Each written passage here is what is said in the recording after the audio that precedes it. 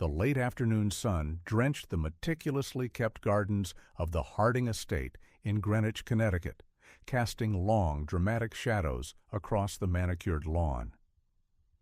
At the center of the yard, two small figures darted and laughed, their golden hair shimmering in the light. Ethan and Ava, the 6-year-old twins, were lost in a spirited game of tag, their joyful shrieks echoing through the tranquil air of the affluent suburb. Inside the grand house, through a second-floor window, Haley watched her younger siblings with a weary smile. The 16-year-old was hunched over a pile of textbooks, her brown hair twisted into a messy bun. She sighed, forcing her attention back to the complex chemistry equations she was desperately trying to master. The distant sound of the twins' laughter was a welcome reprieve from the mounting stress of her studies. Downstairs, Sarah Miller bustled back and forth, packing clothes into an open suitcase on the sprawling king-size bed. At 42, Sarah still possessed the grace and beauty that had captured Richard Harding's eye 5 years prior. Her blue eyes, usually a pool of calm, now held a mix of anxiety and excitement. "Rick," she called, her voice carrying through the house. "Have you seen my phone charger?" From across the hall, Rick's deep voice answered, "I already put it in your purse, darling." Sarah smiled, thankful for her husband's foresight. Richard Rick Harding, at 51, was the picture of success. Tall, well-groomed, and always impeccably dressed in tailored suits that screamed power. His financial empire was a subject of both admiration and envy in their social circles. Zipping the suitcase shut, Sarah headed downstairs, finding Rick in the grand entryway. He greeted her with a brief, affectionate kiss on the cheek. "Are you sure you'll be okay with the kids?" Sarah asked, the worry clear in her tone. This business trip had materialized so suddenly. Rick smiled reassuringly. "Don't worry, darling. Haley can help with the twins, and I promise not to bury myself in work. Go and impress those investors." Sarah nodded, grateful for his support. In recent years, she had revived her corporate career, and this trip was a significant opportunity. She stepped out into the yard to say goodbye to the twins. Ethan and Ava raced to her, their small hands clutching her skirt. "Mommy, do you really have to go?" Ava asked, her big blue eyes welling with sadness. Sarah knelt, hugging them close. "Yes, my love, but I'll be back soon, I promise. Be good for Daddy Rick and Haley, okay?" Ethan nodded with solemn gravity. "We'll take care of the house for you, Mom." With a final hug and kisses on their foreheads, Sarah stood. Haley had come downstairs and was now standing by the back door, observing the scene. "Haley, honey," Sarah called, "look after your siblings, okay? And don't study too much." Haley rolled her eyes playfully. "Got it, Mom. Have a good trip." With a final wave, Sarah climbed into the waiting car. As the vehicle pulled away, she watched in the rearview mirror the image of her family gathered in front of the house. Rick, tall and imposing, with an arm around Haley, and the twins waving with frantic excitement. A fleeting pang of unease hit her, but she quickly dismissed it. Everything would be fine. Back inside the house, Rick closed the door and turned to the children. "So, who wants pizza for dinner?" The twins squealed with delight, while Haley managed to smile, grateful for a night off from cooking. "Great," Rick said, his smile not quite reaching his eyes. "Haley, can you place the order? I have to finish a few things in my office before dinner." Haley nodded, watching as Rick ascended the stairs toward his private home office. For a moment, she felt a strange sense of disquiet but brushed it aside, focusing on keeping the twins entertained while they waited for the pizza. The rest of the afternoon passed uneventfully. The twins played in the yard until dusk, when Haley called them inside. Rick remained in his office, the occasional murmur of his voice on the phone the only indication of his presence. While helping Ethan and Ava get ready for their bath, Haley couldn't help but notice the unusual silence that seemed to have descended upon the house. It was as if Sarah's absence had created a vacuum, a subtle tension that hung heavy in the air. Later, after a pizza dinner in the living room, Rick ate quickly before returning to his office.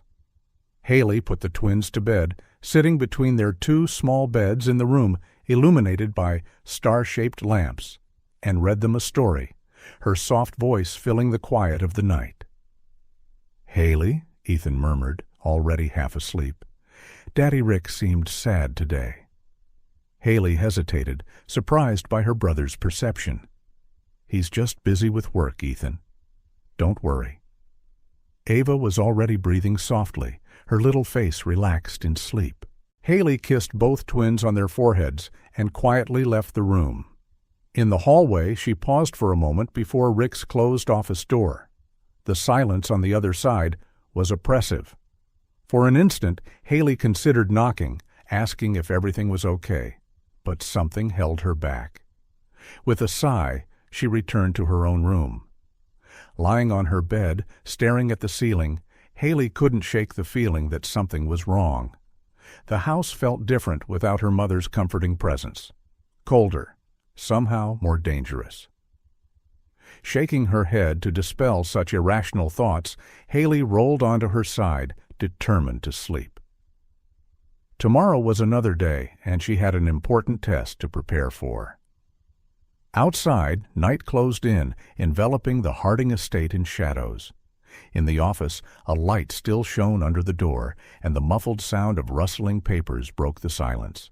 The seemingly normal afternoon had given way to a night laden with omens, the prelude to events that would forever change the lives of the house's inhabitants. Morning arrived quietly at the Harding estate. The rising sun cast golden rays through the silk curtains, creating dancing patterns on the marble floor of the entryway.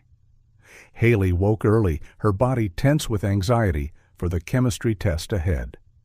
Rubbing the sleep from her eyes, she got up, determined to utilize the extra study hours. The house was almost unnervingly silent, broken only by the occasional birdsong from the neatly tended garden.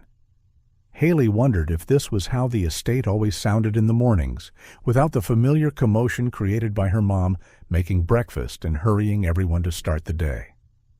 Descending the stairs, her bare feet making soft sounds on the polished wooden steps, Haley was surprised to find the twins already awake. Ethan and Ava were sitting on the living room sofa, their eyes glued to the television playing brightly colored cartoons. "Good morning, troublemakers," Haley said, her voice still husky from sleep. She ruffled Ethan's hair as she passed, getting only a groan in response. "Have you had breakfast yet?" "Daddy Rick made pancakes," Ava answered excitedly, her large eyes finally leaving the screen to look at her older sister. They were delicious. Haley frowned, a strange feeling settling in her stomach. It was unusual for Rick to be up so early, especially to make breakfast. In the 5 years since he'd married her mother, Haley could count on one hand the times she'd seen him in the kitchen. Entering the immaculate kitchen, Haley found a stack of cold pancakes on the granite countertop. Next to the stack was a note stuck to the stainless steel fridge. "Haley, I need your help with some documents in the office after lunch. It's important. Rick." A shiver ran down Haley's spine. Something about the tone of the note made her uneasy. The formality, the veiled urgency, it all seemed out of the ordinary. Shaking her head to clear the feeling, she poured herself some coffee and returned to her room, determined to focus on her studies. The morning hours passed slowly, marked by the ticking of the old hallway clock. Haley alternated between reviewing her chemistry notes and checking on the twins, who had migrated to the yard and were now playing in the afternoon sun. From time to time, she cast nervous glances at the closed door of Rick's office. The occasional sound of rustling papers and muffled phone conversations were the only signs of his presence. When the living room clock chimed noon, Haley went downstairs to make a quick lunch for the twins. Peanut butter and jelly sandwiches, Ethan and Ava's favorites. She watched the children eat, their laughter and excited chatter about their yard games bringing a reluctant smile to her lips. After lunch, Haley hesitated in the hallway outside Rick's office. The silence on the other side of the door was oppressive, almost threatening. She took a deep breath, trying to calm her racing heart. "It's just paranoia," she muttered to herself. "There's nothing to worry about." With one last sigh, she knocked on the door. "Come in." Rick's voice sounded strangely tense. Haley turned the knob, the gentle creak of the door echoing in the silent hallway. Rick's office had always intimidated her with its floor-to-ceiling bookshelves, the imposing mahogany desk, and the smell of leather and old paper. Today, though, the atmosphere felt even heavier. Rick sat behind his desk, mountains of paperwork and folders covering its polished surface. His eyes, usually cold and calculating, held a feverish gleam that Haley had never seen before. "Close the door, Haley," Rick said, his voice controlled, but with an underlying tension that made Haley's stomach tighten. Haley obeyed, the soft click of the door closing sounding like a final sentence in her ears. "You wanted my help with something?" she asked, proud that her voice remained steady despite the lump in her throat. Rick finally looked at her, his gaze hard and cold as steel. "Sit down, Haley," he ordered, indicating the chair in front of his desk. "We have a lot to discuss." With trembling legs, Haley sat down, her hands nervously gripping the fabric of her jeans. Rick slid a folder toward her, the sound of paper sliding over polished wood oddly loud in the tense silence. "Open it," he ordered, his voice leaving no room for argument. With hesitant fingers, Haley opened the folder. Her eyes widened at the documents inside. They were bank statements, transfers to offshore accounts, contracts with unfamiliar names. Astronomical figures danced before her eyes, sums she could barely comprehend. "What is this?" she asked, her voice barely more than a whisper. Rick leaned forward, his eyes gleaming dangerously. "This, my dear stepdaughter, is the empire I built. Years of hard work, shrewd deals, and some creative maneuvers." He paused, studying Haley's face. "And you, unfortunately, found out too much." Haley's heart raced, pounding so hard she was sure Rick could hear it. "I don't understand." "Don't play dumb," Rick snarled, slamming his hand on the desk so hard that Haley jumped in her chair. "I know you've been snooping through my files. What else do you know? Who did you tell?" Haley cowered in the chair, fear flooding her like an icy wave. I didn't tell anyone, I swear." Memories of the past few days flooded her mind, the file she accidentally opened on Rick's computer when he asked her to print some documents for him, the strange figures, the suspicious transactions. At the time, she hadn't understood what she was seeing, but now... Rick stood abruptly, stomping around the desk. Haley shrank further, feeling cornered. The man she had known for years, the man her mother loved, suddenly seemed like a dangerous stranger. "You have no idea what kind of danger you're in, girl," Rick hissed, grabbing Haley's arm with force. His fingers dug into her soft skin, sure to leave marks. "If anyone finds out, if a single word of this gets out..." "You're hurting me," Haley cried, trying to pull free. Panic rose in her chest, threatening to suffocate her. In the hallway, Ethan and Ava, who had come in to get a drink of water, froze at the sound of their sister's scream. Exchanging frightened looks, they crept toward the office door, their small hands clutching each other for comfort. Inside the office, the situation escalated quickly. Rick, losing the composure he always prided himself on, shook Haley violently. "You're going to keep quiet, got it? Or the consequences will be terrible for you and your precious family." Rick's threats echoed in Haley's ears, mingling with the sound of blood pounding in her temples. Images of her mom, of Ethan and Ava, flashed through her mind. Her fear for herself was suddenly overshadowed by the terror of what Rick might do to them. In a moment of desperate clarity, Haley did the only thing she could think of. She filled her lungs and screamed as loud as she could. 911! Somebody call 911! Haley's shout echoed through the house, startling the twins. Ethan, always the braver of the two, grabbed Ava's hand. "Come on," he whispered urgently. "We have to help Haley." Rick, momentarily stunned by the sudden scream, let go of Haley. She seized the opportunity to run toward the door, her heart pounding furiously. Freedom, safety were only a few steps away. But Rick was faster. With a growl of anger, he grabbed her by the waist, throwing her to the floor with force. The air rushed out of Haley's lungs on impact, stars dancing in her vision. Outside, Ethan and Ava heard the dull thud of Haley's body hitting the floor, followed by sounds of a struggle. Terrified, they tried to open the door, only to find it locked. "Haley! Haley!" Ava shouted, pounding on the door with her small hands. Tears streamed down her round face, her fear for her older sister eclipsing her own terror. Inside the office, Haley fought desperately against Rick, who was trying to gag her with a silk tie. The soft fabric, once a symbol of wealth and power, had now become an instrument of forced silence. "Stop fighting, you little idiot!" Rick snarled, his face red with effort and rage. "You're ruining everything!" Haley writhed, kicked, and scratched, using every ounce of strength she possessed. But Rick was bigger, stronger, and the gravity of her situation hit her like a punch to the gut. He wasn't going to stop. He might kill her. "Shut up, you little brats!" Rick shouted at the twins, his voice filled with a fury they had never heard before. "Go back to the yard right now, or I swear you'll regret it." Ethan, trembling with fear but determined to help his sister, pulled Ava by the arm. "Come on, Ava, we have to call for help." They ran downstairs, the sound of the struggle in the office echoing behind them like a nightmare chasing their steps. In the living room, Ethan grabbed the landline phone, his hand shaking so badly he could hardly hold the receiver.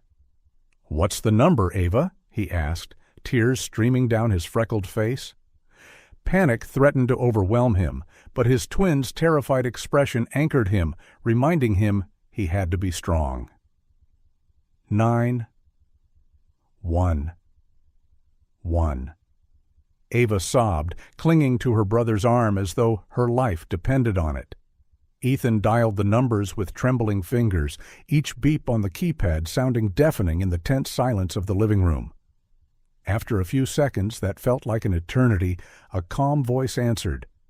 911, what's your emergency? "Please help," Ethan stammered, the words tumbling out in a rush. "Daddy Rick is hurting Haley." "Calm down, sweetie," the voice on the other end said gently. "Can you tell me where you are?" Ethan looked at Ava in panic, realizing he didn't know the exact address. They had never needed to know, always protected behind the estate's high walls. "The big mansion," Ava shouted suddenly, remembering how her mom described the house to visitors. "With the golden gate." "Okay, we're tracing your call," the operator said, her voice reassuring even through the children's panic. "Are you safe right now? Where is the man who's hurting your sister?" "In the office," Ethan answered, his voice shaking. The doors locked, and Haley's screaming. At that moment, a loud thump came from upstairs, followed by a muffled cry from Haley. The sound made the twins hug each other tighter, as though they could protect themselves from the horror unfolding above them. "The police are on their way," the operator assured them, though her voice sounded distant and unreal to the terrified children. "Can you hide somewhere safe?" Ethan looked around frantically, his eyes landing on the large closet under the stairs. It was where they usually hid during hide-and-seek, a place that had always felt safe and welcoming. "Come on, Ava," he whispered, pulling his sister toward the closet. They huddled together inside the cramped space, the door left slightly ajar so they could hear what was happening in the house. The familiar smell of cleaning supplies and stored winter coats was a surreal contrast to the terror of the situation. The sound of heavy footsteps descending the stairs made their hearts race. They pressed closer together, trying to make themselves as small as possible. "Ethan! Ava!" Rick's booming voice echoed through the house in a way that made the twins tremble. "Where are you, you little demons?" Through the crack in the door, they saw Rick's legs pass by, his heavy steps causing the floor to vibrate slightly. His face, when briefly visible, was twisted into a mask of fury the twins hardly recognized. "Come out right now," Rick roared, his voice mixing anger and a hint of desperation. "If I have to look for you, it'll be much worse." For long minutes, which felt like hours to the terrified children, Rick searched the house, His voice swung between furious threats and falsely sweet promises, the contrast making it all the more frightening. The wail of sirens tore through the evening air, shattering the tension hanging over the Harding estate. Blue and red lights danced on the walls, casting ghostly shadows around the silent rooms.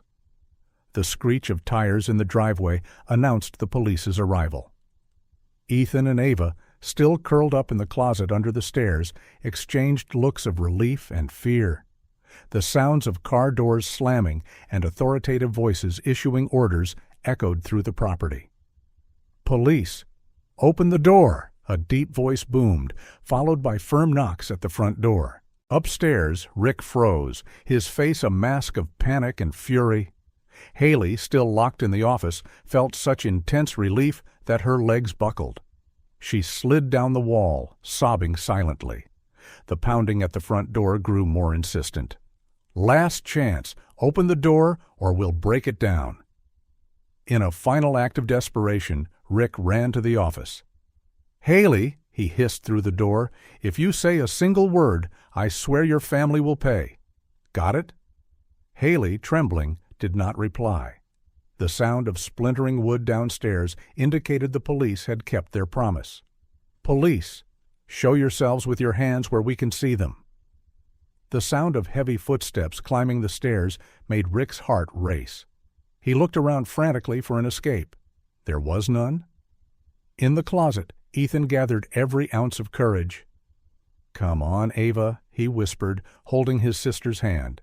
"We have to help Haley." Slowly, the two children emerged from their hiding place just as the officers reached the top of the stairs. "Over there!" one of the officers yelled, pointing at the twins. Immediately, a female officer approached, kneeling to their level. "It's okay now," she said softly. "You're safe. Where is your sister?" Ethan, tears in his eyes, pointed down the hallway. "In the office." Daddy Rick locked her in. While some officers headed to the office, others surrounded Rick, who had emerged from his hiding place with his hands raised, his face a mask of false innocence. "There must be some misunderstanding," he began, but was quickly silenced and handcuffed. In the office, the police knocked on the door. "Haley? Haley Harding? This is the police. Are you all right?" After a moment of silence, Haley's shaky voice answered, "Yes." The doors locked. At a signal from the team leader, one of the officers forced the lock. The door swung open, revealing Haley huddled in the corner, her face streaked with tears and a bruise beginning to form on her cheek. The scene that followed was one of controlled chaos. Paramedics were called to attend to Haley while the officers began searching the office. That was when the true extent of Rick's crimes began to emerge. Drawers were opened, revealing stacks of incriminating documents. One officer turned on the computer, finding files detailing large-scale fraud schemes. With each new piece of evidence, Rick's face grew paler. Haley, wrapped in a shock blanket and being examined by the paramedics, watched the scene with a mix of relief and horror. Her eyes briefly met Rick's, and what she saw there, a mixture of rage, fear, and something that almost looked like pleading, made her shiver. Miss Miller, a detective, approached gently. "I know you've been through a lot, but we need your statement. Can you tell us what happened?" Haley swallowed, casting a nervous glance at Rick, who was being led out of the office. "He can't hurt you anymore," the detective assured her. "You're safe now." With a trembling sigh, Haley began to speak. She told them how a few weeks ago she had accidentally come across some strange files on Rick's computer while searching for a school file she had emailed him to print. "I didn't understand everything," she said quietly, "but there were huge numbers, names of companies I'd never heard of, and instructions to transfer money to offshore accounts." The detective nodded, taking notes. "And what happened today?" Haley closed her eyes, the memory still fresh and painful. "He asked me to come to the office, said he needed help with some documents. But when I got here," her voice faltered. "He knew," she continued after a moment. "He knew I'd seen something. He started threatening me, saying that if I told anyone, our family would suffer. He got violent." While Haley continued her account, downstairs, Ethan and Ava were gently questioned by a social worker. The children, still frightened, recounted the screams they heard and how they dialed 911. "You were very brave," the social worker said, offering a comforting smile. "You saved your sister." Outside the estate, a crowd of curious neighbors had gathered, kept at a distance by police tape. Camera flashes and the murmurs of reporters indicated that news was already spreading. Back in the office, investigators made a shocking discovery. A safe hidden behind a painting contained not only more incriminating documents, but also a substantial amount of cash in various currencies and a collection of passports under different names, all with Rick's photo. "Chief," one of the officers called, holding up one of the passports. "I think we have a bigger problem than we thought. This man, he might not be who he says he is." The detective in charge, Michael O'Connell, frowned, the gravity of the situation deepening. He turned to Haley, who watched with wide eyes. "Miss Miller, how long has Richard Harding been your stepfather?" Haley blinked, confused by the question. 5 years. He married my mom when I was 11. "Why?" Detective O'Connell exchanged meaningful looks with his colleagues. "We need to speak with your mother as soon as possible. Do you know how we can reach her?" Haley nodded slowly. "She's on a business trip. She left the hotel number on the fridge." While one officer went off to find the number, the detective approached Haley again, his expression grave. "Haley, I know this is hard, but I need you to be strong for a bit longer. We have reason to believe that the man we know as Richard Harding may have deceived not only you, but your mother as well. He might be part of a much larger criminal operation than we initially suspected." Haley felt as if the ground had disappeared beneath her feet. "What? What do you mean?" The detective sighed. "We found evidence of multiple identities, large-scale financial fraud, possible connections to international criminal organizations. Haley, the man you knew as your stepfather, he could be one of Europe's most wanted criminals." The words hit Haley like a punch to the stomach. Images of the last 5 years flashed through her mind. Rick smiling at his wedding to Sarah, helping the twins with their homework, giving Haley her first phone. All of it a lie. Fresh tears in her eyes. "My mom. She doesn't know any of this. She loves him. This will destroy her." The detective placed a comforting hand on Haley's shoulder. "We'll handle everything step by step. For now, we need to take you to the hospital for a full checkup, okay? Your brothers will come with you." Haley nodded mechanically, feeling numb. As she was guided out of the office, she saw Rick being placed in a police car. For a moment, their eyes met. The man she had known as her stepfather, the man who had threatened her just hours ago, now looked small and defeated. Downstairs, Ethan and Ava ran to hug Haley as soon as they saw her. The 3 siblings clung to each other, finding comfort in their union. "We're taking you to the hospital now," the social worker said gently. "You'll stay together, I promise." As they were guided into an ambulance, Haley couldn't help looking back at the house that had been her home for the past 5 years. The estate, once a symbol of security and prosperity, now looked dark and menacing under the flashing lights of the police cars. On the way to the hospital, Haley held the twins' hands, her mind a storm of unanswered questions. How would her mother react? What would happen to them now? And more disturbingly, were there more secrets lurking in the life they thought they knew so well? The ambulance sped through the night, carrying them toward an uncertain future. Behind them, the Harding estate was still being searched, each new discovery adding layers to a mystery that was only beginning to unfold. At the station, Richard Harding, or whatever his real name might be, was being processed. His rights were read, his fingerprints taken, his photo snapped. The man who once commanded a financial empire was now reduced to a booking number. Meanwhile, in an office at the Greenwich Police Department, Detective O'Connell made frantic calls. Interpol, the FBI, agencies worldwide were being alerted. The Harding case was quickly turning into an international investigation. At Greenwich Hospital, Haley and the twins were greeted by a team of doctors and nurses. Physical exams were conducted, psychological evaluations begun. The social worker stayed with them, offering comfort and ensuring they remained together. In a private room, Haley finally had a moment to breathe. The twins, exhausted by the night's events, had fallen asleep on a makeshift bed next to hers.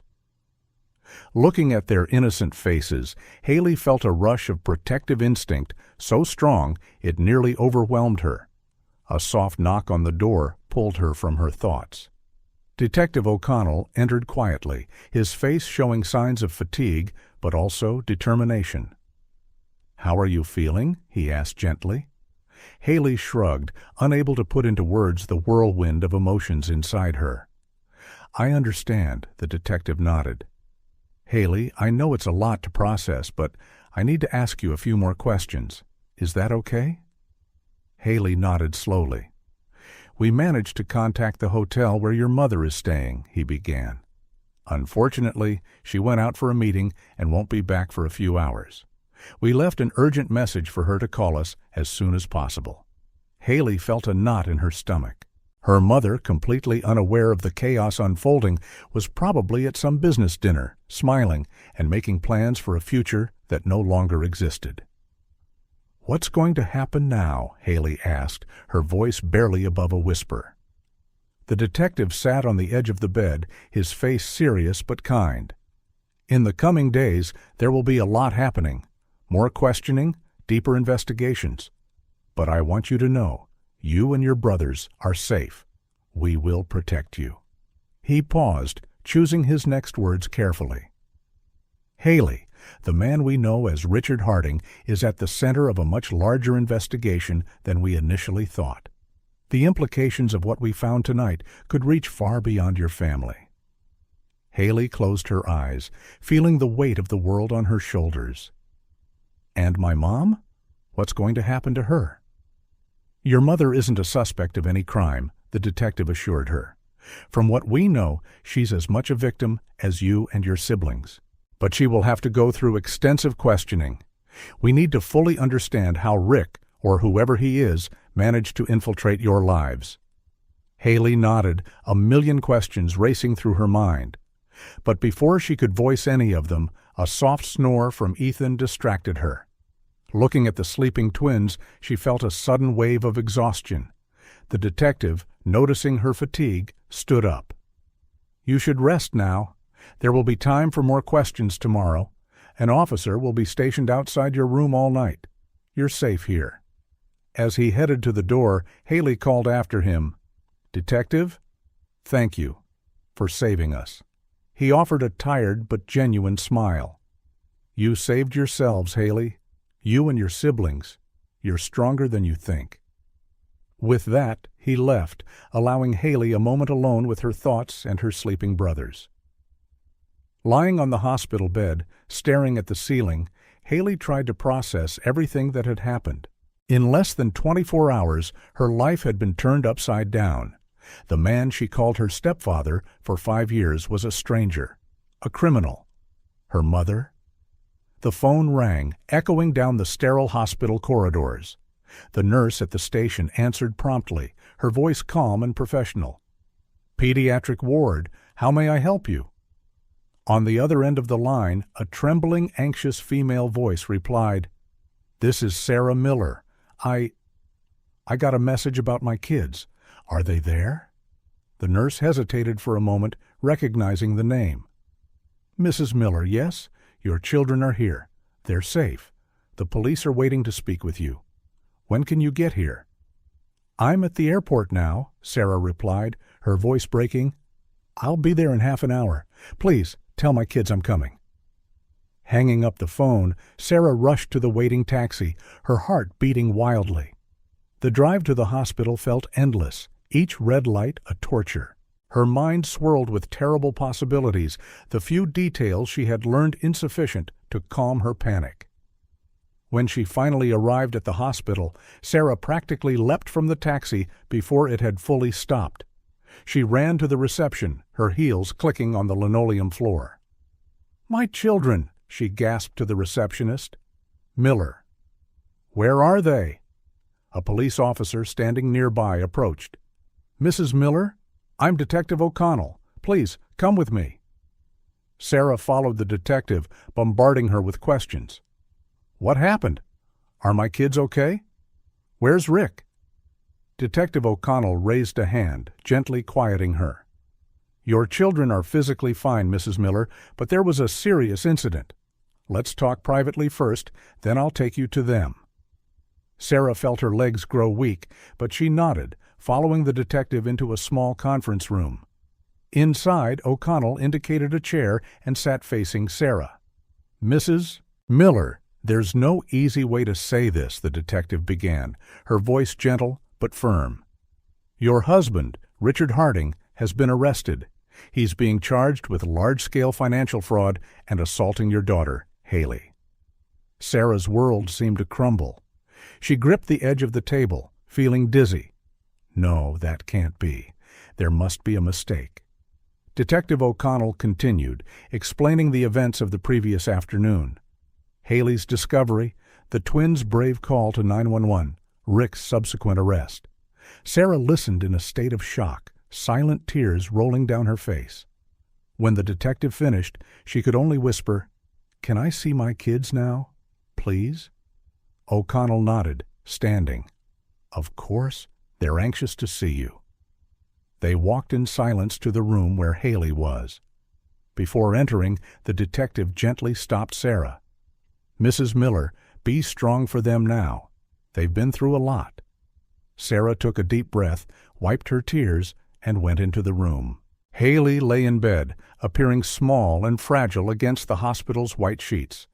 Her eyes widened when she saw her mother, and in an instant she reverted to the frightened girl who needed comfort. "Mom!" Haley sobbed, reaching out her arms. Sarah rushed to her daughter, embracing her tightly. "Oh, my love, my baby, I'm here now. It's okay." For several minutes, mother and daughter remained like that, locked in an embrace, crying together. Sarah murmured words of comfort, stroking Haley's hair while her own mind swirled with guilt and horror for what had happened. A small noise at the door made Sarah turn. Ethan and Ava stood there, holding hands, looking at their mom with a mix of relief and fear. "Come here, my loves," Sarah called, opening her arms. The twins ran to the bed, throwing themselves into their mother's arms. Sarah hugged them tightly along with Haley, forming a protective circle around her children. "You were so brave," Sarah whispered, kissing the twins' heads. So brave." Ethan looked up, his eyes large and serious. "Mommy, is Daddy Rick bad?" Sarah's heart broke at the question. She hesitated, searching for the right words. "Rick did very bad things, honey. But what matters now is that we're together and safe." Ava sniffed, burying her face in her mother's shoulder. "We were so scared, Mommy." "I know, my love," Sarah replied gently, rubbing her daughter's back. "But you were so strong. You saved Haley." Haley, who had remained silent, finally spoke, her voice rough. "Mom, I found out what Rick was doing. He's been doing terrible things. I should have told you earlier, but—" Sarah cut her off gently. "Shh, it's not your fault, sweetheart. None of this is your fault." The family stayed like that for a long time, hugging each other, finding solace in the presence of the others. Sarah knew there was a long road ahead, full of hard questions, investigations, and likely a trial. But for that moment, all that mattered was that her children were safe in her arms. Eventually, Detective O'Connell knocked softly on the door. "Mrs. Miller, sorry to interrupt, but we need to discuss some practical matters."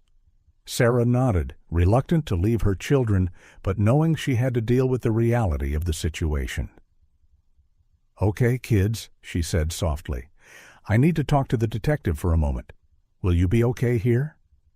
All three nodded, still clinging to each other.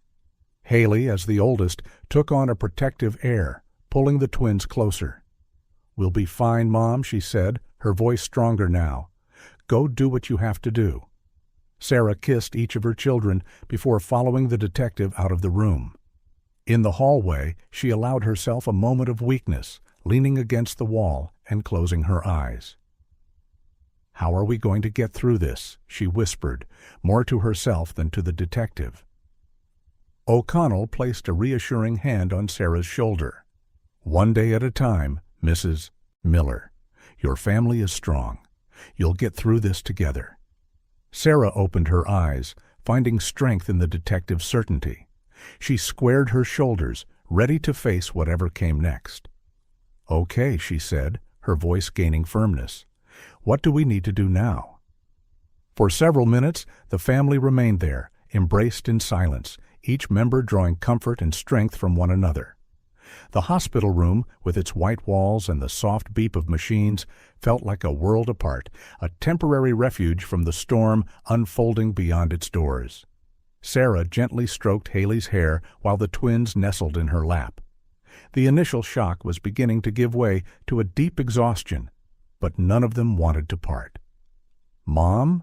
Haley finally broke the silence, her voice small and uncertain. "What happens now?"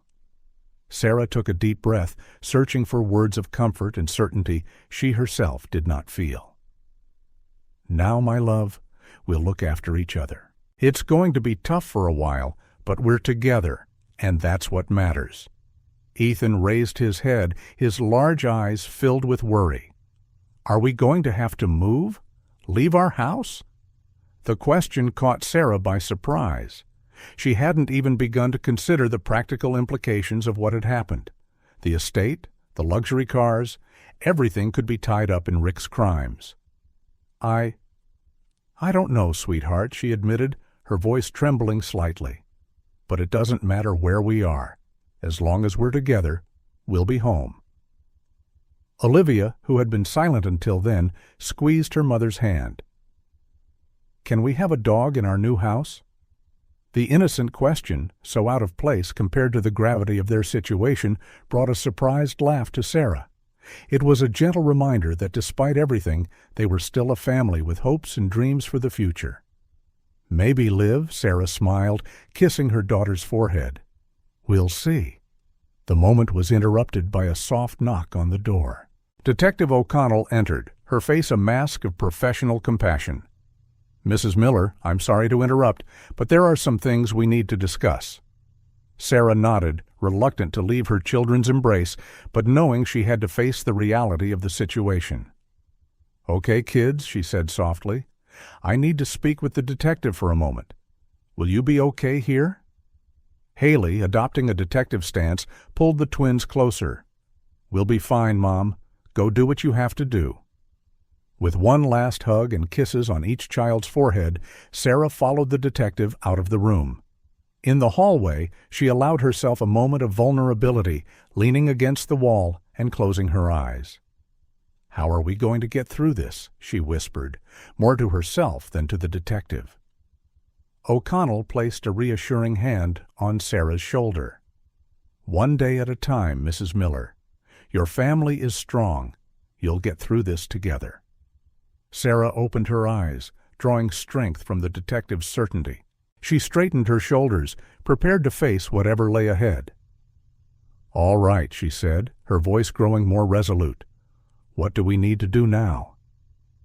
Detective O'Connell's office felt small and stifling as Sarah sat down, her hands trembling slightly on the cup of coffee she'd been offered. Haley sat beside her, pale and silent, while the twins stayed in the next room under the social worker's care. "Mrs. Miller," O'Connell began, her voice gentle but firm. "I know this is difficult, but we need to discuss the details of Rick's crimes. It's important that you understand the extent of what happened." Sarah nodded slowly, feeling as though she were about to plunge into dark, unfamiliar waters. "I'm ready," she said, though her voice betrayed her uncertainty. O'Connell opened a thick file on the table. "Richard Harding is being charged with large-scale financial fraud, money laundering, tax evasion, and most recently, emotional abuse of a minor." The words hit Sarah like a punch to the gut. She glanced at Haley, who kept her eyes on the floor. "Rick's schemes date back at least 10 years, the detective continued. He created a complex network of shell companies and offshore accounts to divert investors' funds and evade taxes. Sarah felt the world spin around her. 10 years ago, that was exactly when she had met Rick, shortly after becoming a widow. "All the money?" Sarah began, her voice barely a whisper. "Yes," O'Connell confirmed softly. "I'm afraid most, if not all, of the family's wealth comes from illegal activities." Haley finally lifted her eyes, her voice trembling as she broke the silence. "I discovered some documents a few weeks ago. I didn't understand everything, but I knew something was wrong. Rick," he caught me looking. Sarah turned to her daughter, horrified. "Oh, Haley." "He threatened me," Haley continued, words now pouring out in a rush. "He said if I told anyone, he'd hurt you and the twins. I was so scared, Mom. I'm so sorry." Sarah pulled Haley into a tight embrace, tears rolling down her face. "It's not your fault, my love. None of this is your fault." Detective O'Connell gave them a moment before continuing. "Unfortunately, the news has already leaked to the press. The Harding estate is surrounded by reporters as we speak." A shiver of fear ran through Sarah. "Do the reporters know we're here?" "No," O'Connell assured her. "We're keeping your location confidential for the time being, but you need to be prepared for the public scrutiny to come." As if to underscore the point, Sarah's phone vibrated with a flood of notifications, messages from friends and acquaintances, all wanting to know what was happening. The news was spreading like wildfire. "What do we do now?" Sarah asked, feeling completely lost.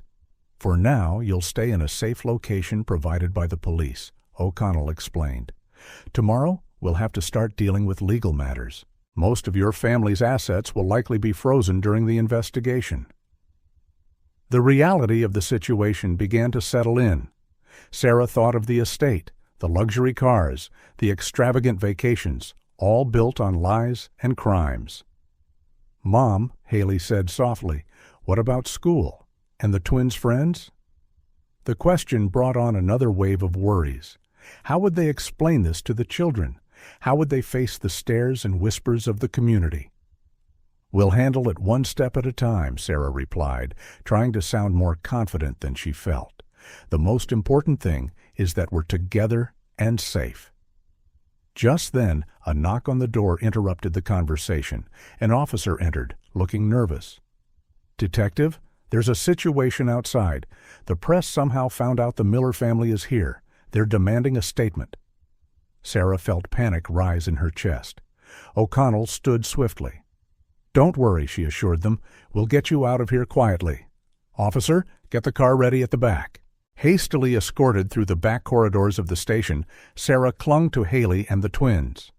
Through a window, she glimpsed the crowd of reporters and cameras at the front of the building. It felt surreal, as though they were living someone else's nightmare. In the car, on their way to the safe location, Sarah finally had a moment to process everything. The life they knew, the security and comfort they took for granted, had all crumbled in a matter of hours. Haley, sitting next to her, took her hand. "We'll be okay, Mom," she said softly. "We're strong." Sarah squeezed her daughter's hand, looking at the twins sleeping in the back seat. Yes, they were strong. They would have to be. As the car pulled away from the city, taking them to an uncertain future, Sarah made a silent promise. No matter what lay ahead, she would protect her family. They would weather the storm together and somehow find a way through it. The truth had come to light, exposing the lies and crimes that had sustained their life of luxury. But it had also revealed something else, the strength and resilience within each of them. It was that strength that would guide them through the difficult days to come. Dawn broke with a deceptive calm over the Harding estate. Under discreet escort by plainclothes officers, Sarah, Haley, and the twins entered the house they once called home.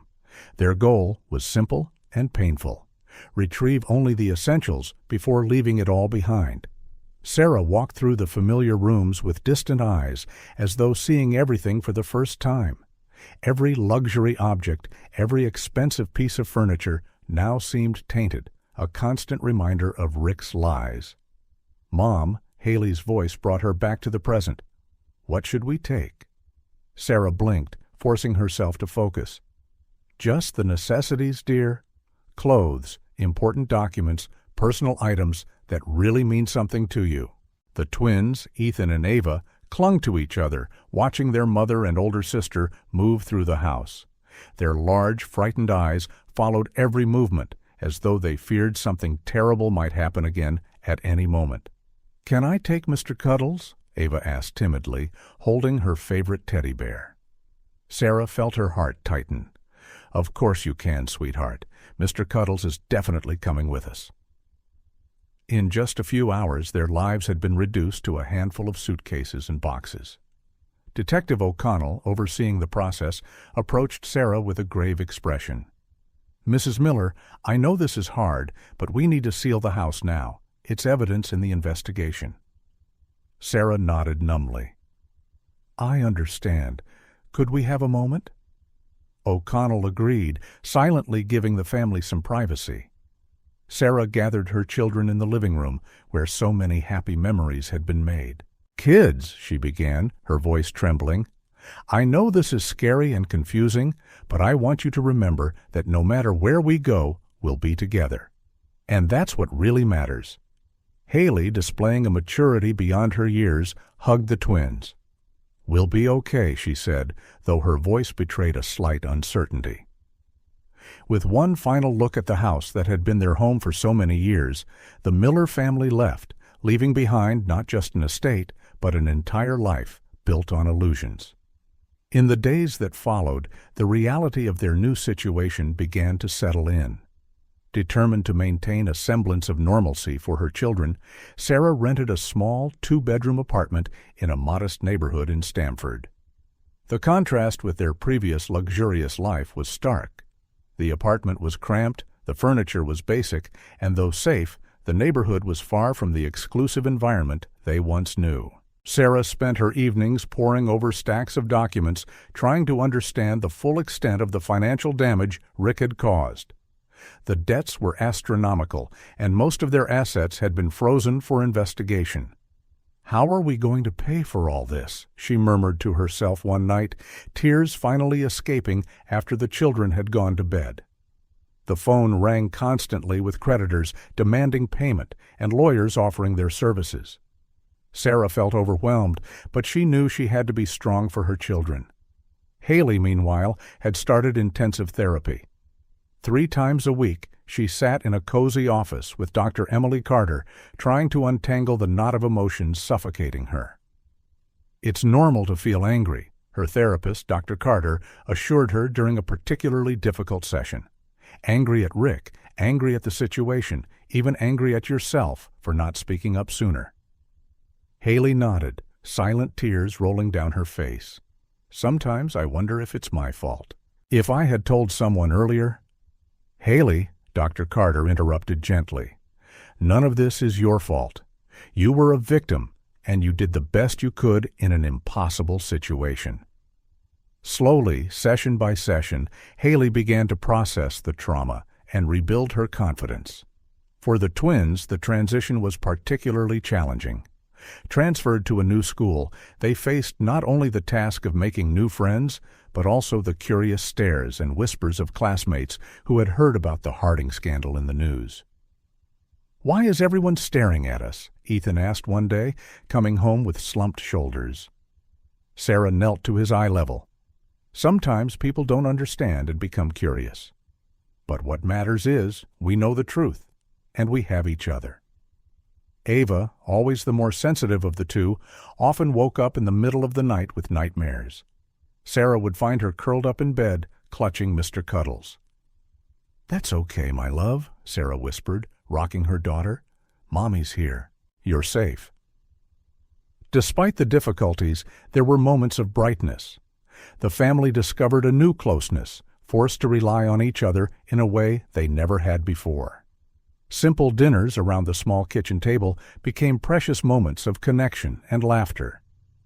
One night, while helping Haley with her homework, Sarah was surprised by a genuine smile on her daughter's face. "What is it?" Sarah asked, curious. Haley shrugged, still smiling. Nothing? It's just, despite everything, I'm glad we're together. Sarah felt her heart warm at those words. It was a reminder that even in the hardest circumstances, there was hope. As days turned into weeks, the Miller family began finding their rhythm in their new reality. It wasn't easy, and every day brought new challenges, but they were facing them together. The future remained uncertain, with Rick's trial looming and countless legal and financial questions still unresolved. But Sarah knew that no matter what came next, they had the most important thing: each other. That night, as she prepared for bed, Sarah looked around the small apartment they now called home. It wasn't luxurious, nor what they were used to, but it was theirs. And at that moment, it was enough. The courtroom was crowded on that cold fall morning. Reporters swarmed the steps at the entrance of the Stamford courthouse, cameras in hand, eager to catch any glimpse of the Miller family. Sarah, Haley, and the twins arrived discreetly through the back, escorted by officers. Inside the courtroom, the air was heavy with tension. Sarah sat rigidly in the front row, Haley beside her, the twins left in the care of a social worker outside. Sarah's heart thumped wildly as she waited for Rick's entrance. When the doors opened and Rick was brought in, handcuffed and wearing an orange prison uniform, Sarah felt as though the air had been sucked out of the room. He looked older, thinner, a shadow of the powerful man she thought she knew. For a brief moment, their eyes met, and Sarah felt a wave of conflicting emotions: anger, hurt, confusion, and surprisingly, a touch of pity. The judge entered, and the room rose. Court is in session. Case number 2025 CR 789, State versus Richard Harding. The prosecutor, a sharp-eyed middle-aged woman, stood. Your Honor, the state charges Richard Harding with multiple crimes, including large-scale financial fraud, money laundering, tax evasion, and emotional abuse of a minor. As the prosecutor outlined Rick's crimes, Sarah felt like she was hearing about a stranger's life. Each new detail was a stab at her memories, eroding the image of the man she thought she loved. Haley, seated beside her mother, trembled slightly. Sarah held her hand, feeling the strength of her daughter's grip. Rick's defense attorney, a man in a flawless suit, argued that his client was a victim of circumstances and bad influences. My client admits to having made mistakes, Your Honor, but he vehemently denies any abuse. Sarah felt Haley stiffen beside her. The mention of abuse brought back painful memories for both of them. As the trial progressed, more shocking details emerged: secret accounts in tax havens, elaborate pyramid schemes, bribes to government officials.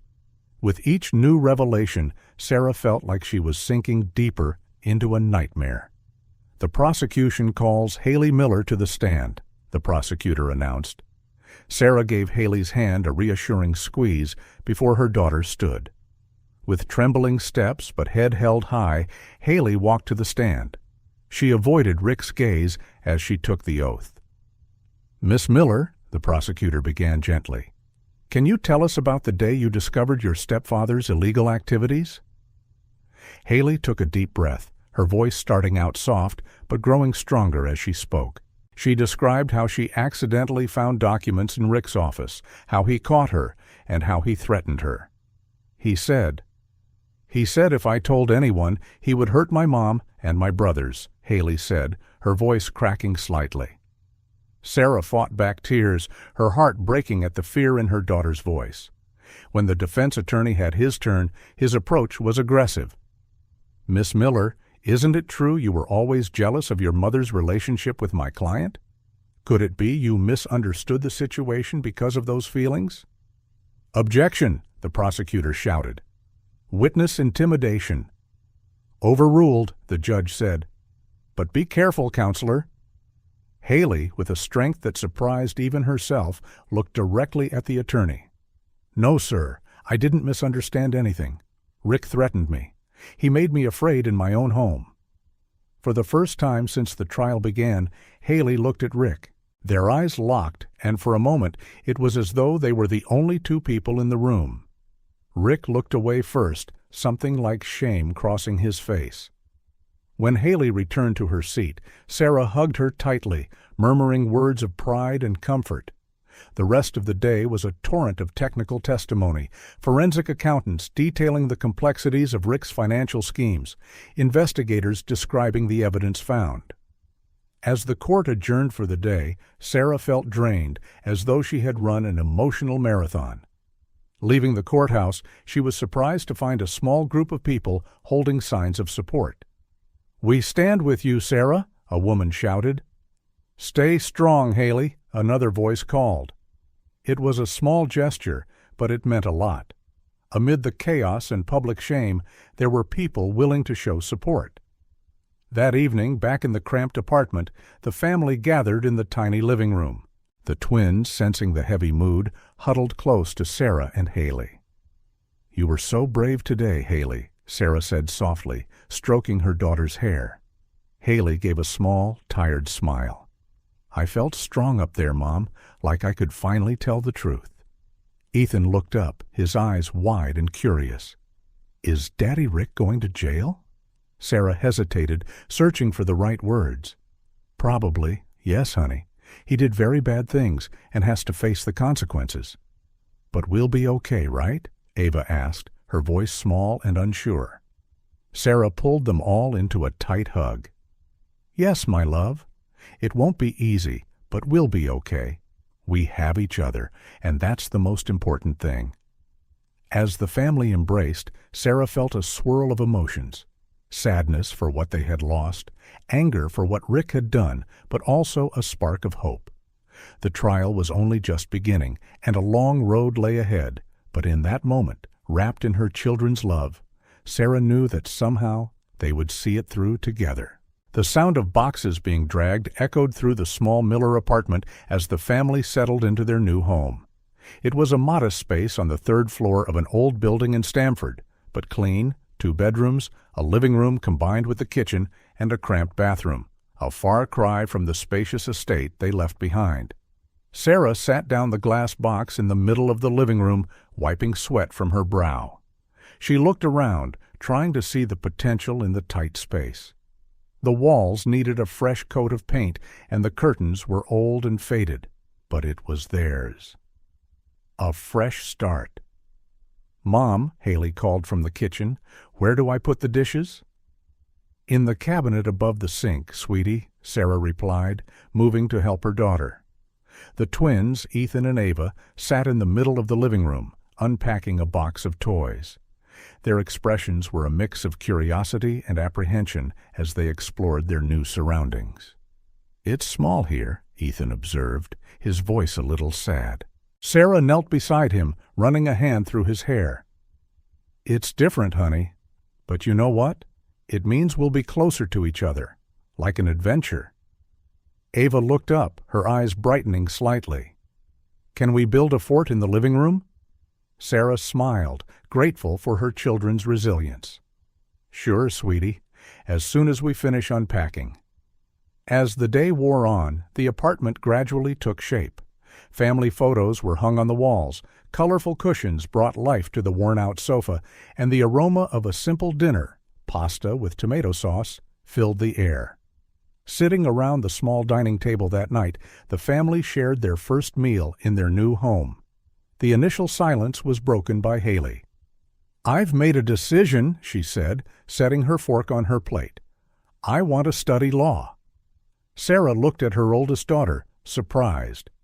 "Law? Wow, Haley. That's a big decision." Haley nodded, her eyes shining with determination. "After everything we've been through, after seeing how the system works, I want to help other people who go through similar situations, other victims." Sarah's chest swelled with pride. Her daughter, who had been through so much, wanted to use her experience to make a difference. "If that's what you want, we'll make it happen." The twins looked at their sister with admiration. "You'll be a superhero lawyer," Ava exclaimed, making everyone laugh. The next morning, Sarah got ready for her first day at her new job. It was an administrative assistant position at a small local business. Nothing glamorous, very different from her old life, but it was a start. "Remember, kids," she said, adjusting her simple blouse, "Grandma will pick you up for school. Be good, okay?" Haley, who was making breakfast for the twins, nodded. "Don't worry, Mom. I'll handle everything here." Sarah kissed each of her children before leaving, her heart heavy at leaving them behind but determined to rebuild their lives. Her day at the new job was challenging. Sarah, used to a life of luxury and ease, now found herself making copies, answering phones, and organizing files. Her hands, once soft and well-maintained, now ached after hours of typing. But she pushed on, constantly reminding herself why she was doing this. Meanwhile, the twins faced their own challenge, the first day at their new school. Hand in hand, Ethan and Ava walked timidly into their new classroom. "Class, these are Ethan and Ava Miller," the teacher introduced them gently. "Let's make them feel welcome, okay?" There were a few whispers among the students. The Harding scandal had been in the news for weeks, and even kids weren't immune to the rumors. "Is it true your dad's in jail?" a boy asked bluntly during recess. Ethan tensed, but Ava stepped forward. "He's not really our dad," she said, her voice small but firm. "And we don't want to talk about it." Sensing the situation, the teacher quickly intervened, steering the children back to a group activity. Gradually, over the course of the day, Ethan and Ava began to open up, making a few early connections with their new classmates. That evening, reunited in their cramped apartment, the family shared stories about their day. "How was work, Mom?" Haley asked, helping set the table for dinner. Sarah sighed, rubbing her sore shoulders. "Different, challenging, but it'll get better with time." "And what about school?" she asked the twins. Ethan and Ava exchanged glances before Ethan spoke up. "It was okay. We made a new friend, Alex." Sarah smiled, thankful for this small progress. "That's great, sweeties. I'm glad you're settling in." As they ate, Sarah watched her family. Haley, her determined eyes fixed on the requirements for getting into law school. The twins, shyly sharing stories from their new classes. It wasn't the life she'd imagined for them, but there was a strength, an emerging resilience that filled her with hope. Later, with the children in bed, Sarah took a moment for quiet reflection. Sitting on the tiny balcony of the apartment, she gazed at the city lights, thinking about how their lives had changed. Rick's trial was still ongoing, the verdict pending, a constant shadow over them. But here, in this small apartment, they were slowly rebuilding their lives, brick by brick. Sarah closed her eyes, feeling the night breeze on her face. Tomorrow would bring new challenges, but also new possibilities. And she was ready to face it, for herself and for her children. As she got ready for bed, Sarah made a silent promise to herself and her family. No matter what the future held, they would face it together. And somehow, in some way, they would not just survive, they would thrive. The courtroom was packed on the day of the verdict. Tension and anticipation filled the air as Sarah, Haley, and the twins took their usual seats. Weeks of testimony, evidence, and legal arguments had led to this crucial moment. Sarah held Haley's and the twins' hands, seeking comfort as much as giving it. Her eyes roamed over the room, taking in the now familiar faces who had become part of this new reality. The compassionate Detective O'Connell, the relentless prosecutor, Rick's cunning defense attorney. The judge entered, and everyone rose. "You may be seated," he announced, his grave voice echoing in the silent room. "Before we pronounce the verdict, there's a last-minute development to address." Sarah felt her stomach sink. What else could happen? "The prosecution would like to call a surprise witness," the prosecutor announced, standing. "We call Karen Davis to the stand." Sarah's world seemed to freeze. Karen? Her sister? What was she doing here? A side door opened, and Karen entered, looking pale and shaken. Her eyes met Sarah's for a brief moment, filled with guilt and fear, before making her way to the stand.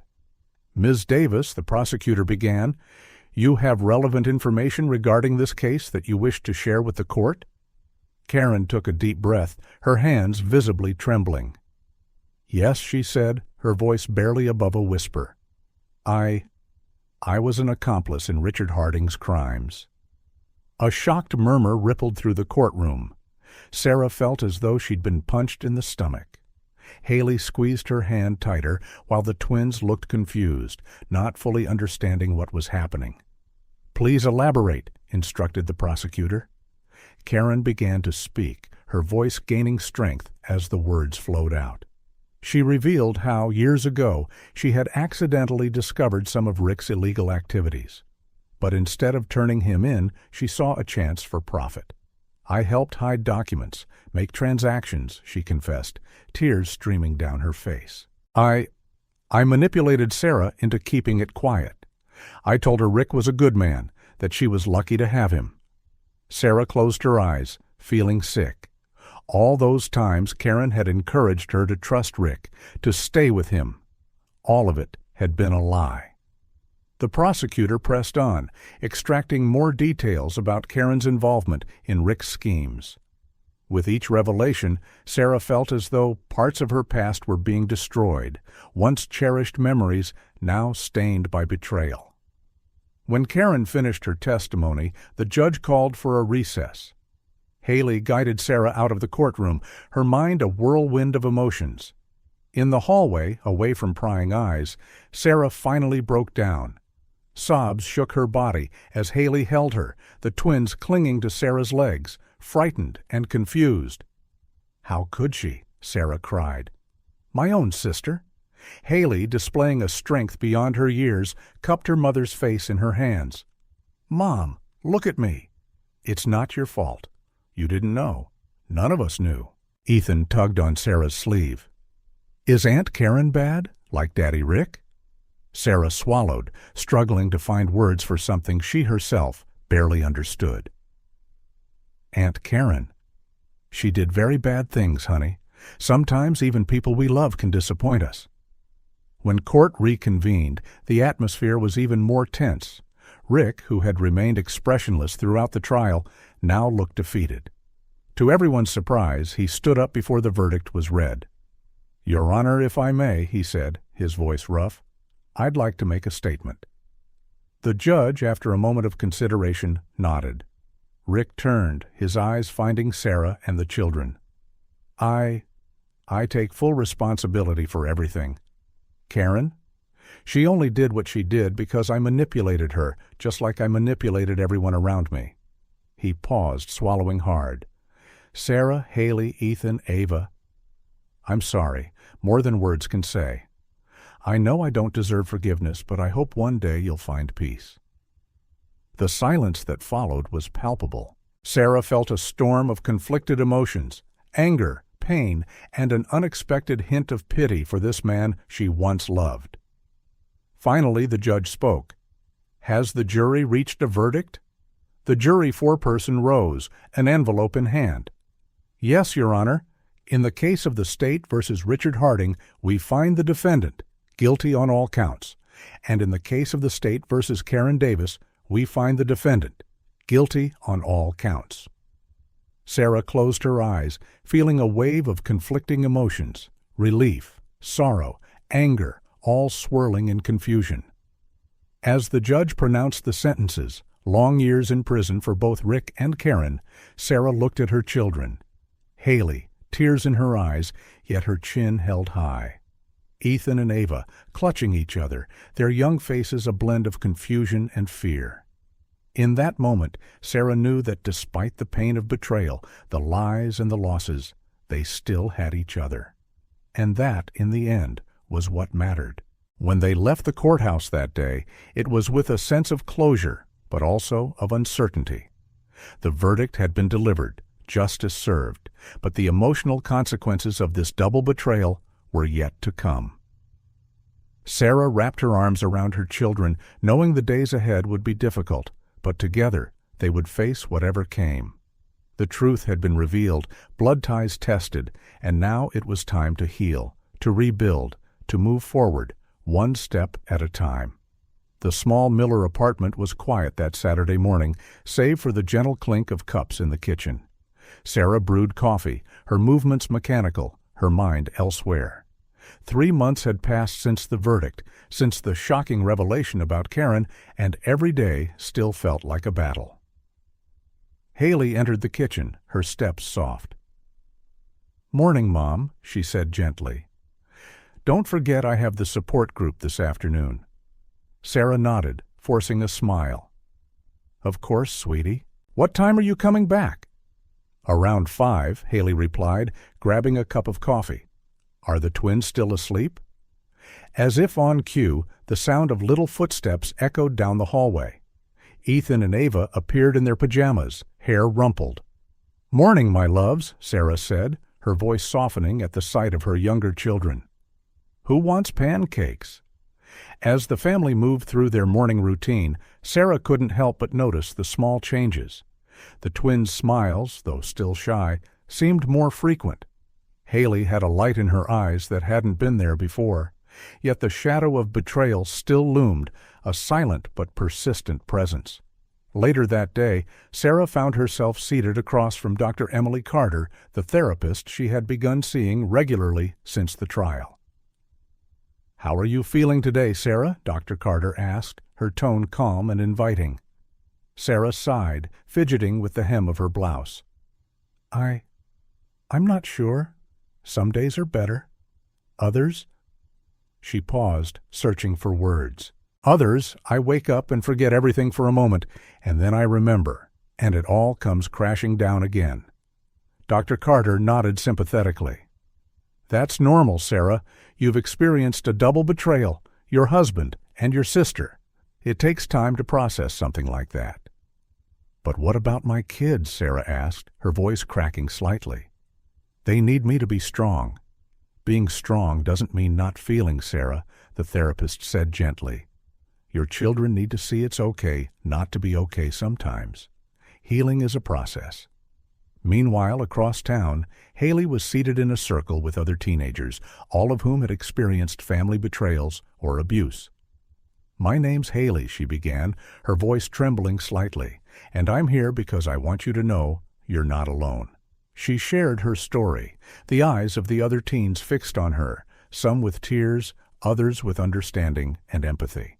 "What helped me," Haley continued, gaining confidence, "was realizing that what happened doesn't define me, that I can use this experience to grow, to help others." After the session, a younger girl approached Haley. "Thank you," she said timidly. "Hearing your story, that made me feel less alone." Haley smiled, feeling a surge of purpose. This was why she wanted to study law, why she kept returning to these groups week after week, to make a difference, to turn her pain into something positive. Back at the apartment, the twins were on their own path to healing. Sarah watched them playing in the living room, building an elaborate block city. "Look, Mom," Ethan called excitedly, "we built a courthouse." Sarah approached, noticing the care they had taken, arranging the blocks. "It's beautiful, honey. Why a courthouse?" Ava looked up, her eyes serious. "Because that's where bad people go, but also where good people help." Sarah felt her heart tighten. Even so young, her children were processing what they had lived through, finding ways to make sense of the world. "You're right," she said softly, kneeling beside them. "And you know what? Sometimes people who do bad things can learn and change." Ethan frowned thoughtfully. "Like Daddy Rick and Aunt Karen?" Sarah hesitated, choosing her words. "Maybe. The important thing is that we learned and grew, and that we have each other." The twins smiled, returning to their game with renewed enthusiasm. Sarah watched them, marveling at their resilience, at their ability to find joy even after everything they had endured. That night, with the children in bed, Sarah allowed herself a moment of reflection. Sitting on the small balcony, she gazed at the stars, thinking about how much their lives had changed. The pain of betrayal was still there, a wound that would take time to fully heal. But there was also hope. Hope in Haley's smile when she talked about helping others, hope in the twins' laughter as they played, hope in her own heart that, despite everything, still found reasons to keep beating. The road to healing was long and sometimes hard. There were days of tears, anger, and questions, but there were also days of small victories, unexpected smiles, and hugs that spoke louder than words. Sarah took a deep breath, feeling the cool night air. Tomorrow would be another day, another step on this journey. And she was determined to face it, not just for herself, but for her children. Because if there was one thing Sarah Miller had learned, it was that true strength didn't come from never falling, but from always getting back up. With that thought, she rose, ready for another day. The path to healing might be long, but they would walk it together, one day at a time, one step at a time. And in the end, she knew they would emerge stronger, wiser, and above all, united. The summer sun shone through the curtains of the Miller family's small apartment, illuminating a scene very different from a year before. Sarah stood in the kitchen, making breakfast with a smile on her face, a notable shift from the worried expression that had become so familiar. "Haley, Ethan, Ava. Breakfast is ready," she called, placing a stack of pancakes on the table. Haley appeared first, her hair in a messy ponytail, a heavy book under her arm. "Morning, Mom," she said, planting a quick kiss on Sarah's cheek before sitting down. The twins weren't far behind, bursting into the kitchen with renewed energy. "Pancakes!" Ethan exclaimed, eyes shining with anticipation. As the family gathered around the table, Sarah reflected on how much had changed in the past year. The path had been hard, filled with emotional and financial hurdles, but they had persevered. "So," Sarah began, pouring juice for the twins, "does anyone have special plans for today?" Haley glanced up from her book, excitement flickering in her eyes. "Actually, yes. I'm supposed to get the university's answer today." Sarah felt her heart quicken. Haley had applied to several law schools, but there was one in particular with a full-ride scholarship. That was her dream. "I'm sure you'll be accepted, sweetheart," Sarah said, trying to keep her voice steady despite the anticipation she felt. Ethan, cheeks bulging with pancakes, spoke through a mouthful. "Haley is going to be the best lawyer ever." "Ethan, don't talk with your mouth full," Sarah gently scolded, though she couldn't hide a smile. The unconditional support among the siblings was one of the most beautiful things to emerge from their ordeal. Ava, ever the observant one, looked at Sarah curiously. "Mom, you look happy today? Did something happen?" Sarah hesitated for a moment, wondering if she should share the news now. Deciding there was no reason to wait, she took a deep breath. "Actually, yes," she began, feeling all eyes on her. "I got a call from Mr. Johnson last night. I've been promoted to operations manager." The table erupted in celebration. Haley jumped up from her seat to hug her mother while the twins squealed with delight. "Mom, that's amazing," Haley exclaimed, her eyes shining with pride. Sarah smiled, feeling a wave of emotion. When she'd started that modest job a year ago, she never imagined she'd rise so quickly. But she had worked tirelessly, and now she was reaping the rewards. "Does this mean we can get a dog?" Ava asked hopefully, causing everyone to laugh. "We'll see," Sarah replied, ruffling her daughter's hair. "For now, it means we'll have a little more financial stability." As they finished breakfast and prepared for the day, Sarah couldn't help but think of how each family member had grown in the past year. Haley, beyond her dedication to her studies and volunteer work with teens in similar situations, had become a strong, determined young woman. Her eyes, once clouded by sadness, now sparkled with purpose and hope. The twins, meanwhile, had surprised everyone with their resilience. At school, their teachers often praised not only their academic performance, but also their character. Ethan, once shy and withdrawn, was now known for standing up for classmates who were bullied. Ava had discovered a talent for writing, using her stories to process her experiences. The day unfolded with a mix of routine and anticipation. Sarah headed to work, now with the exciting prospect of her new responsibilities. The twins went off to school, each carrying projects they were proud of. And Haley, nervous but determined, checked her email obsessively. Late in the afternoon, When everyone was home again, the moment they had all been waiting for finally arrived. "Mom! Mom!" Haley shouted from her bedroom. "The email's here." Sarah rushed into the room, the twins on her heels. Haley was seated at her computer, her finger hovering over the mouse, hesitant.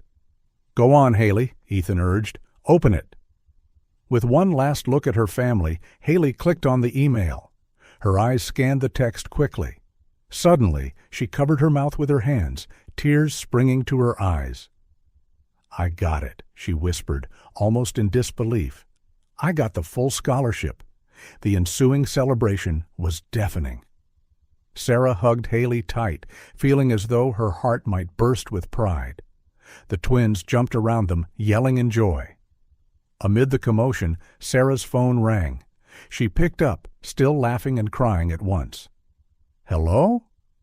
"Yes, this is Sarah Miller," she said, trying to compose herself. As she listened, her expression shifted from surprise to confusion and finally to relief. When she hung up, everyone looked at her curiously. "It was the lawyer," Sarah explained, her voice trembling with emotion. "Apparently, not all the assets were tied to Rick's illegal activities. There's a substantial amount that was legitimate and can be recovered." The brief silence was quickly replaced by more cheering. It wasn't about the money itself, but what it represented, a chance to truly start over, to rebuild something new and honest. That night, gathered in the living room, the Miller family reflected on how far they had come and how much they had grown. "You know," Sarah said, looking at her children with love, "a year ago, I didn't know if we'd get through all this. But look at us now." Haley smiled, squeezing her mother's hand. "We're stronger than we thought." Ethan and Ava, nestled between them, nodded solemnly. "We're a team," Ava declared. "The best team," Ethan added. Sarah looked at her family, feeling a rush of gratitude and love so intense it took her breath away. They had faced the storm together and emerged on the other side, not just survivors, but victors. The future, which once seemed so uncertain and frightening, now shone with possibilities. New horizons opened before them, full of promise and hope.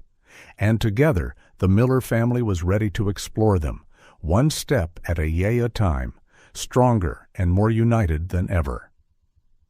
The summer sun bathed the porch of the Millers' new house, where Sarah sat, a cup of coffee in her hands and a serene smile on her face. 2 years had passed since the verdict that changed their lives, and the transformation was evident. The sound of hurried footsteps pulled her from her thoughts. Haley appeared, dressed in a smart suit, her eyes gleaming with youthful ambition. "Morning, Mom," she said, leaning in to plant a kiss on Sarah's cheek. "I'm running late for my internship. I can't believe it's already been a month." Sarah smiled proudly. Haley was not only excelling in law school, but she had also secured a coveted summer internship at one of the city's top law firms. "You'll do great, as always," Sarah replied, watching her oldest daughter dash off to the car. Moments later, Ethan and Olivia emerged, now 8 years old, carrying a large trophy between them. "Mom, where should we put this?" Ethan asked, his eyes shining with pride. Sarah stood up to take a closer look at the award. "Project on Courage," read the inscription. The twins had amazed everyone at school with their presentation, sharing their own story of overcoming adversity in a way that moved both students and teachers. "How about on the shelf in the living room?" Sarah suggested, "so everyone who visits can see how special you two are." Ava nodded enthusiastically. "Can we tell Grandma about it when she calls tonight?" "Of course, sweetie," Sarah answered, feeling a pang of bittersweet emotion at the thought of her mother, who had been a pillar of support in their darkest times. As the children ran inside to put away the trophy, Sarah picked up her briefcase, preparing for her own busy day. Over the past 2 years, she had quickly climbed the corporate ladder, becoming a respected executive at a major tech company. In the car on her way to work, Sarah received a call from her assistant. "Mrs. Miller, just confirming your keynote speech at next month's leadership conference," came the excited voice on the other end. Thank you, Mark. Yes, please confirm, Sarah replied, feeling a mix of nerves and excitement. Being asked to speak about her journey of resilience and leadership was an honor she was still coming to terms with. Arriving at the office, Sarah was immediately swept into a series of meetings. Between discussions of market strategies and financial analyses, she found a moment to review her most ambitious personal project yet, launching her own financial consulting firm focused on ethical practices and transparency. Sarah, her mentor and now close friend, Diane, called, entering her office at the end of the day. I've heard rumors about your entrepreneurial plans. Is it really happening? Sarah smiled, feeling a surge of determination. Yes, I'm finalizing the business plan. After everything we went through, I feel it's my duty to use my experience to drive positive change in the industry. Diane nodded approvingly. You've come a long way, Sarah. From a broken woman to an inspiring leader. I'm proud of you. Diane's words echoed in Sarah's mind on the drive home. She reflected on her journey, the nights of tears, the days of doubt, and how each challenge had forged her into a stronger version of herself. At home, Sarah was greeted by the smell of dinner cooking. Haley was in the kitchen, surrounded by law books, stirring a pot. Hey, Mom, she greeted. Hope you're hungry. The twins helped me make lasagna.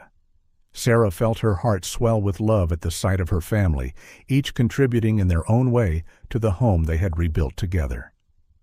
Over dinner, conversation flowed easily. Haley shared exciting stories from her internship, the twins talked about their summer vacation plans, and Sarah mentioned the upcoming leadership conference. Oh, I almost forgot, Sarah said, pulling an envelope from her bag. This arrived today. The atmosphere around the table shifted subtly when everyone recognized the handwriting on the envelope. It was from Karen. Sarah opened the letter carefully, reading aloud. Dear Sarah and family, there are no words to adequately express how sorry I am for my actions and the harm I caused. I've spent the last 2 years reflecting deeply on my choices and their consequences. I know I don't deserve forgiveness, but I hope you know I am truly remorseful and committed to becoming a better person. If there's any chance for redemption, however small, I'm willing to do whatever it takes to earn back your trust. With love and regret, Karen. A thoughtful silence fell over the table. Haley spoke first. So, what do you think, Mom? Sarah looked at each of her children, seeing the strength and compassion in their eyes. I think, she began slowly, that everyone deserves a second chance. It won't be easy, and it'll take time, but I'm willing to give Karen the chance to redeem herself. The twins exchanged glances before Ethan spoke up. If you think it's right, Mom, we support you. Sarah felt a wave of pride in her children, in their maturity and capacity for forgiveness. Later that night, the family gathered in the living room. A world map lay open on the coffee table, surrounded by travel brochures.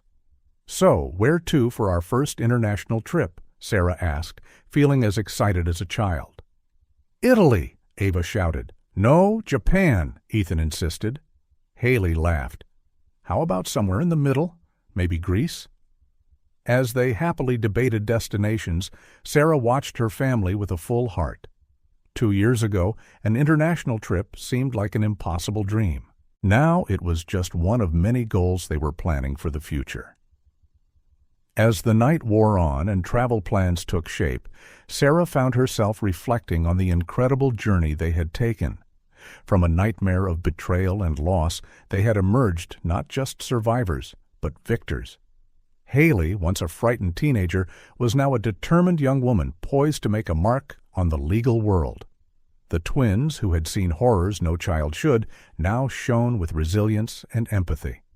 And Sarah, who once felt utterly lost and betrayed, had transformed into a respected leader and an even stronger mother. When they finally prepared for bed, Sarah stopped on the porch once more, gazing at the stars. The future, which once seemed so dark and terrifying, now sparkled with infinite possibilities. Mom? Haley's voice brought her back to the present. "Everything okay?" Sarah turned, smiling at her daughter. "Everything's more than okay, sweetie. I'm just grateful for all we have and excited for what's ahead." Haley joined her, and soon the twins did as well, as if sensing this was a moment to be together. There, under the starry sky, the Miller family embraced, united not just by blood, but by a bond forged through shared adversity and triumph. They had risen from the ashes of their past, stronger and more united than ever. And as they looked to the future, it was with the certainty that together they could face any challenge life threw their way. The darkest chapter of their lives had closed, and a new one, bright and filled with promise, was just beginning.